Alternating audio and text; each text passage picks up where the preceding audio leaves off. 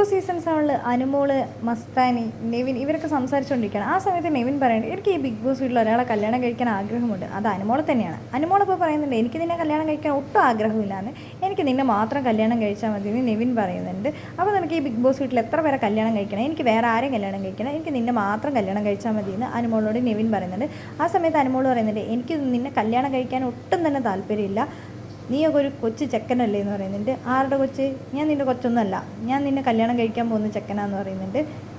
അഭിലാഷ് അനുമോളോട് പറയുന്നുണ്ട് അനുമോളെ കല്യാണം കഴിച്ച ഒരു കൊച്ചിനെയും ഫ്രീ കിട്ടുമല്ലോ, ഒരു പ്ലാച്ചി കൊച്ചിനെ എന്ന് പറയുന്നുണ്ട്.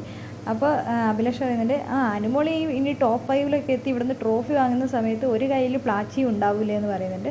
പ്ലാച്ചിയും അതേപോലെ ട്രോഫിയും കൂടി ആയിരിക്കും വാങ്ങുന്നതെന്ന് പറയുന്നുണ്ട്. അപ്പോൾ അനുമോൾ എന്ന് പറയുന്നുണ്ട് ഇങ്ങനെയൊക്കെ നിങ്ങൾ പറഞ്ഞുകൊണ്ട് നടന്ന് എനിക്കിനി ഒരു കല്യാണം നടക്കില്ല എന്ന് പറയുന്നുണ്ട്.